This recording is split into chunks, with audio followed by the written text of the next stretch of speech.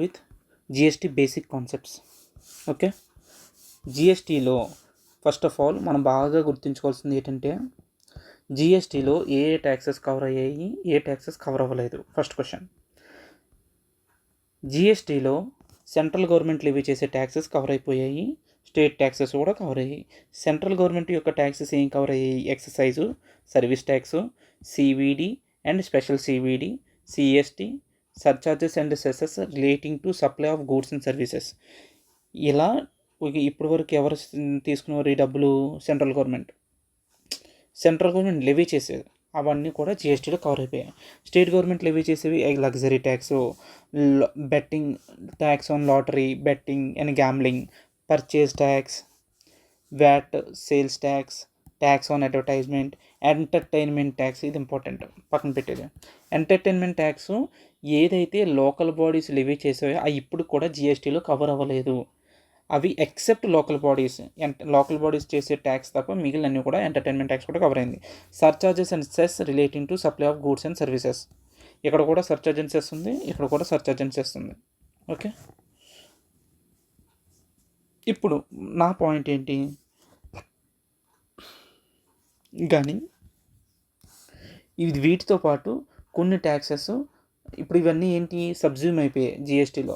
కానీ ఇవి సబ్జ్యూమ్ అవ్వలేదు. ఏం అవ్వలేదు సబ్జ్యూమ్లో అవ్వలేదంటే alcoholic liquor, it is not subsumed in GST. It is outside the ambit of GST. Okay, outside GST. Power to tax remains with స్టేట్కి మాత్రమే అధికారం ఉంది. ఆల్కహాల్లో who has the power? State government has the power. ఏం చేస్తుంది state government? ఇప్పుడు GST పడట్లేదంటే దాని మీద ట్యాక్స్ పడట్లేదని కాదు అర్థం. దాని మీద ట్యాక్స్ పడుతుంది, but it is not the GST. ఏ ట్యాక్స్ పడుతుంది? State excise tax, VAT or CST. Okay, then nap. What is this are called notified goods అనమాట. వీటిని ఏమంటారు? Notified goods. నోటిఫైడ్ గూడ్స్ అంటే ఏంటి?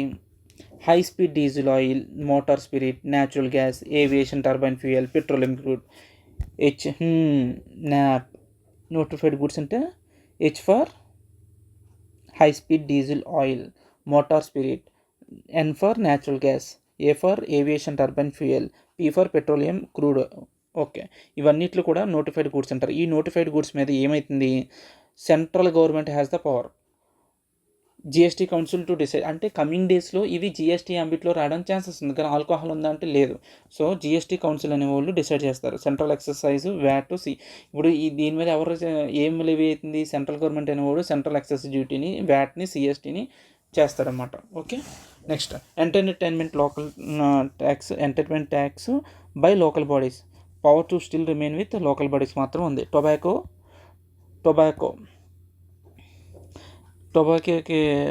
కదా, central excise duty and GST. పొగాకుకి ఎవరు ఉన్నారు? Central government. Opium, Indian hemp, other నార్కోటిక్స్కి స్టేట్ గవర్నమెంట్ ఉంది. State excise duty and GST. ఇక్కడ చూడు, ఇక్కడ అండ్ జిఎస్టీ అని ఉందా? What is this plus GST? ఇది జిఎస్టీ పడుతుంది, అలాగే సెంట్రల్ ఎక్సైజ్ డ్యూటీ కూడా పడుతుంది. జిఎస్టీ పడుతుంది, ఇది టొబాకో మీద సెంట్రల్ గవర్నమెంట్ ఎక్సైజ్ డ్యూటీ పడుతుంది. నార్కోటిక్స్, హెంప్ వీటి మీద అయితే ఓపిఎం, వీటి మీద state government excise duty plus GST పడుతుంది. ఓకే, రియల్ ఎస్టేట్ మీద ట్యాక్స్ పడుతుందా? జిఎస్టీ పడదు, కానీ ప్రాపర్టీ ట్యాక్స్ కానీ స్టాంప్ డ్యూటీ కానీ పడుతుంది. It is out of the GST. ఏంటి? Sale, purchase of immovable property. So ఈ విధంగా ఏంటి ట్యాక్సెస్ ఏమేమి సబ్జ్యూమ్ కాలేదని నేర్చుకున్నాం. ఆల్కహాలిక్ లిక్కర్ ఒకటి, నోటిఫైడ్ గూడ్స్ ఒకటి, entertainment tax, tobacco, OPM, Indian hemp, real estate sector ఇవన్నీ కూడా కవర్ అవ్వట్లేదు. ఓకే, ఇదైపోతే ఒక్కసారి మెటీరియల్లో చదువుదాం. సో దట్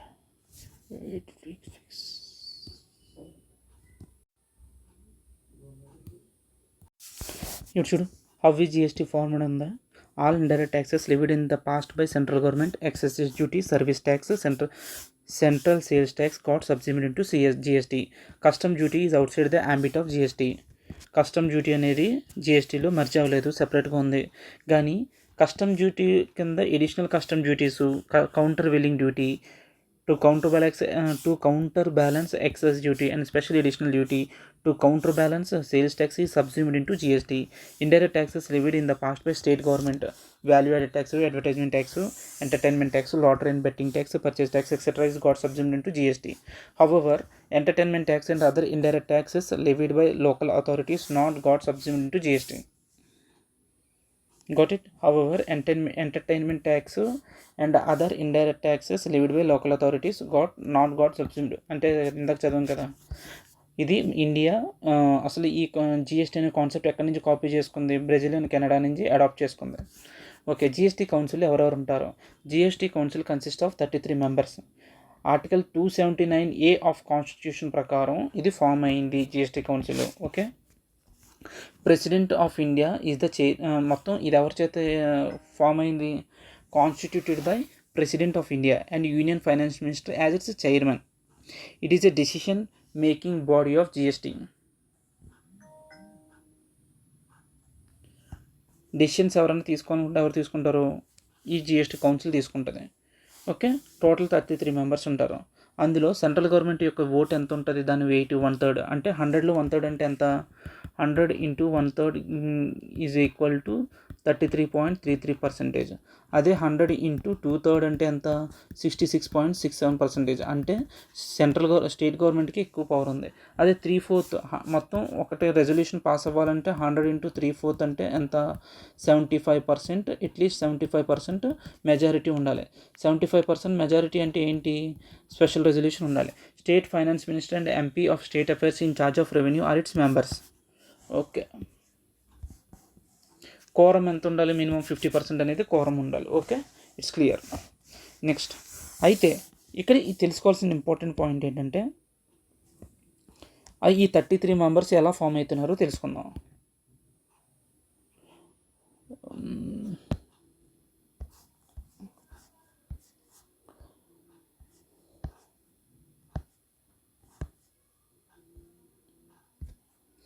33 మెంబర్స్ అంటే 28 స్టేట్స్ ఉంటాయి కదా, ఇండియాలో 28 స్టేట్స్ ఉన్నాయి.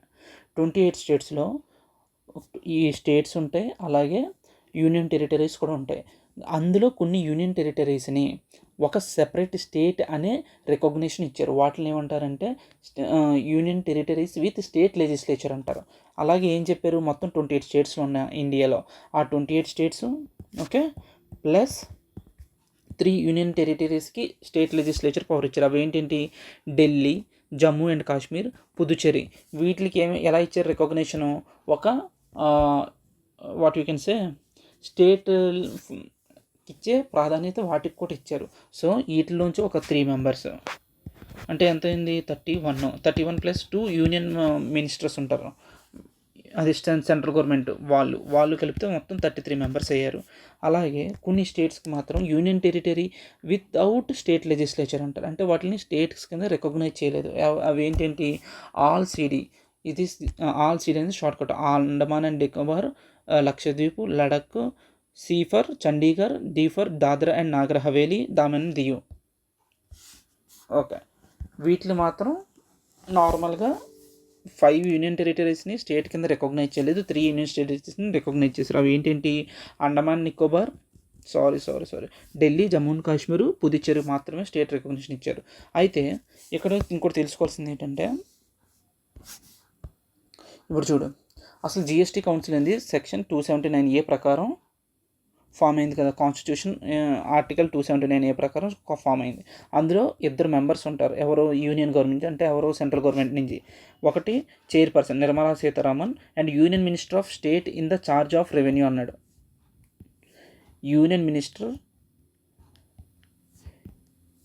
Minister of state in charge of revenue and finance అంటే వీడు కూడా ఒక సెంట్రల్ గవర్నమెంట్ మెంబరే.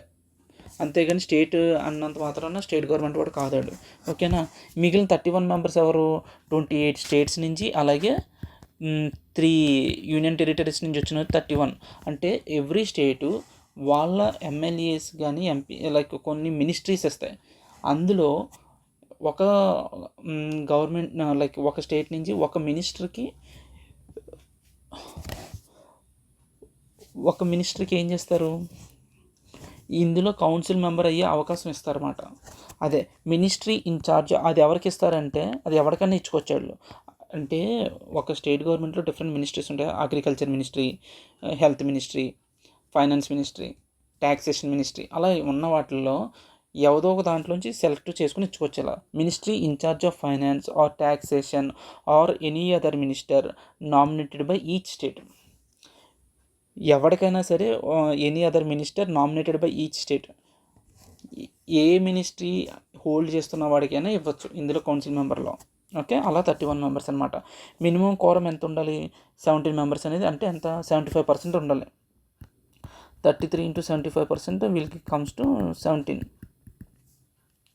అంటే 3/4 అనేది ఉండాలి.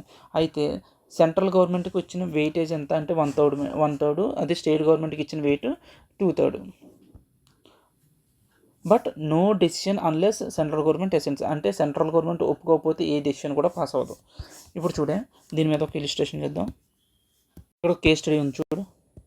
ఏంటి క్వశ్చన్ ఉంది, జిఎస్టీ కౌన్సిల్లో స్మార్ట్ ఫోన్స్ మీద ట్యాక్స్ రేట్ని 18 నుంచి 28% పెంచుదాం అనుకున్నారు. అప్పుడు ఏం చేస్తారు అంటే, అందులో ఫేవర్గా ఓట్ చేసిన వాళ్ళు ఫైనాన్స్ మినిస్టర్, యూనియన్ యొక్క ఎంపీ, అండ్ అంటే 2 సెంట్రల్ గవర్నమెంట్ నుంచి, 4 ఏమో స్టేట్ గవర్నమెంట్ నుంచి ఫేవర్గా ఉన్నారు, 13 అన్ఫేవరబుల్గా ఉన్నారు. అంటే టోటల్ ఎంతమంది ప్రజెంట్ అయినట్టు అక్కడ? 1 + 1 5.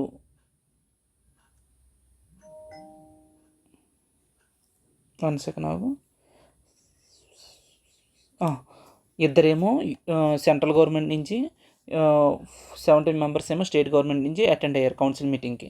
అయితే సెంట్రల్ గవర్నమెంట్ వాళ్ళకి ఎంత వెయిటేజ్ ఇస్తాం? 1/3 ఇస్తాం. 1/3 ఇస్తాం, అంటే టోటల్ 2 into 1/3. 17 స్టేట్ మెంబర్స్కి ఒక్కొక్కడికి 2/3 వెయిట్స్ ఇస్తాం, అంటే టోటల్ 12. అంటే టోటల్ వెయిటేజ్ ఎంత వచ్చింది? 12. అందులో ఫేవరబుల్గా ఎంత వచ్చారు? 2 యూనియన్ 2 సెంట్రల్ గవర్నమెంట్ నుంచి ఏమో, 4 ఏమో ఎక్కడి నుంచి? స్టేట్ నుంచి. వాళ్ళకి 2 into 1/3, 4 into 2/3 చేస్తే 3.3 వచ్చింది. ఈ 3.3 అంటే అవుట్ ఆఫ్ 12లో 3.3 అంటే ఎంత? 27% ఫేవరబుల్గా ఉన్నారు. మనకి ఎంత ఉండాలి? మినిమం 75% ఉండాలి, అంతే కదా. 75% లేరు కాబట్టి ఇది ప్రపోజల్ షాల్ బి డ్రాప్ అయిపోద్ది, అంతే. నెక్స్ట్ ఏంటంటే టైప్స్ ఆఫ్ జిఎస్టీ. ఎన్ని రకాలుగా జిఎస్టీ లెవీ చేస్తారంటే, సిజిఎస్టీ కింద, ఎస్జిఎస్టీ కింద, యూటీజిఎస్టీ కింద. ఇంట్రా స్టేట్స్ మీద ఏం పడుతుందంటే, ఇప్పుడు కూడా స్టేట్ గవర్నమెంట్ ఇంట్రా స్టేట్స్ మీద సిజిఎస్టీ, ఎస్జిఎస్టీ 2 కలిపి పడతాయి. అదే ఇంటర్ స్టేట్స్ అంటే వేరే స్టేట్స్తో మనకు ట్రాన్సాక్షన్ జరిగినప్పుడు ఐజిఎస్టీ పడుతుంది. ఓకే, అదే ఇంట్రా స్టేట్స్లో ఏమొస్తుంది? సెంట్రల్ గవర్నమెంట్ లెవీ చేసేది ఏమో సిజిఎస్టీ, స్టేట్ గవర్నమెంట్ లెవీ చేస్తే ఎస్జిఎస్టీ. ఒకవేళ యూనియన్ టెరిటరీస్ మధ్య కూడా ఇంట్రాగా జరిగితే దాన్ని యూటీజిఎస్టీ ఎవరు లెవీ చేస్తారో? సెంట్రల్ గవర్నమెంట్ లెవీ చేస్తుంది. ఐజిఎస్టీ అనేది ఎప్పుడు వస్తుంది? ఇంటర్ స్టేట్స్, డిఫరెంట్ స్టేట్స్ మధ్య ట్రాన్సాక్షన్ జరిగినప్పుడు ఐజిఎస్టీ వస్తుంది. అసలు జిఎస్టీ కాంపెన్సేషన్ సెస్ అంటే ఏంటి? GST compensation cess shall be levied by notified goods. అసలు ఏంటంటే జిఎస్టీ కాంపెన్సేషన్ సెస్ అనేది నోటిఫైడ్ గూడ్స్ మీద జిఎస్టీ లెవీ చేసే అధికారం ఎవరికి ఉంది? స్టేట్ గవర్నమెంట్కి కాదు, సెంట్రల్ గవర్నమెంట్కి ఉంది. ఆల్కహాల్ మీద స్టేట్కి ఉంటే, నోటిఫైడ్ గూడ్స్ మీద సెంట్రల్ గవర్నమెంట్ ఉంది. సెంట్రల్ గవర్నమెంట్ లెవీ చేయడం వల్ల ఏమైతే స్టేట్ గవర్నమెంట్స్ యొక్క రెవెన్యూ లాస్ అవుతున్నారు. So in order to compensate state governments for their loss of revenue, central government has launched a GST compensation cess. ఇది ఎన్ని రోజులు ఇస్తారంటే, అప్ టు 31st March 2026 వరకు మాత్రమే ఇస్తారు ఇది. నెక్స్ట్ ఏంటి? నోట్ ఐజిఎస్టీ ఫస్ట్ ఒకవేళ 2 ఇంట్రా స్టేట్స్ అంటే విత్ ఇన్ ద స్టేట్స్లో జరిగితే సిజిఎస్టీ, ఎస్జిఎస్టీ అన్నాడు. సెంట్రల్ గవర్నమెంట్కి ఆడు షేర్ పట్టుకుపోతాడు, సిజిఎస్టీ వాడు, అదే ఎస్జిఎస్టీ వాడు, స్టేట్ గవర్నమెంట్ వాడు షేర్ పట్టుకుపోతారు. అదే ఐజిఎస్టీ లెవీ చేస్తే కంప్లీట్ 100% ఎవరు పట్టుకుపోతున్నారు? Central government. అప్పుడు ఏం చేస్తారంటే 50% మొత్తం కలెక్ట్ చేసిన దాంట్లో 50% స్టేట్ గవర్నమెంట్ ట్రాన్స్ఫర్ చేస్తారు. అదే ఇక్కడ చెప్తున్నాడు. అది ఎలా ట్రాన్స్ఫర్ చేస్తారు? ప్లేస్ ఆఫ్ సప్లై, ఎక్కడైతే ప్లేస్ ఆఫ్ సప్లై జరిగిందో అక్కడ ఇస్తారు. If place of supply cannot be ascertained, అది మనం ఐడెంటిఫై చేయలేకపోతే ఏం చేస్తాం? It shall be apportioned between the states based on the turnover of the supplier.